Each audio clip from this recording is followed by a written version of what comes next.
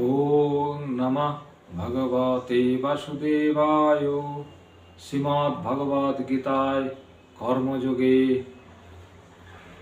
তৃতীয় অধ্যায়ে শ্রীকৃষ্ণ অর্জুনকে বলিতেছেন যে মই সর্বাণি কর্মাণি সন্ন্যস্য সদা আত্মচেতসা নিরাশী নির্মারম ভূতা যুদ্ধস্য বিগত যারা। কর্তা ঈশ্বর, তাহার উদ্দেশ্যে ভৃতবৎ কর্ম করিতেছি।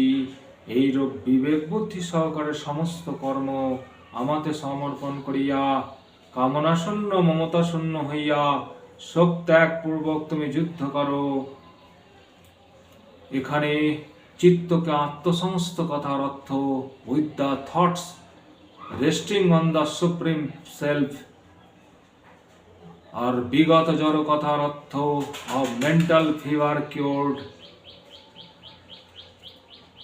ইয়ামে মাতমিদং নিত্যমামতিষ্ঠন্তি মানবাঃ শ্রদ্ধাবন্তঃ নশয়ন্তি মচ্ছন্তি তেহাপি কর্মভিঃ।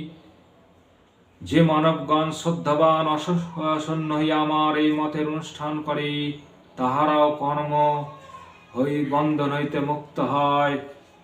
এতে তভয়সন্ত ননতিষ্ঠন্তি মে মাতাম সর্বজ্ঞান বিমরণস্থান্ন বিদ্ধি নষ্টান্ন চেতসা। যাহারা অসপরবশ হইয়া আমার মতের অনুষ্ঠান করে না, সেই বিবেকহীন ব্যক্তিগণের সর্বজ্ঞান বিমূঢ় বিনষ্ট বলিয়া জানিও।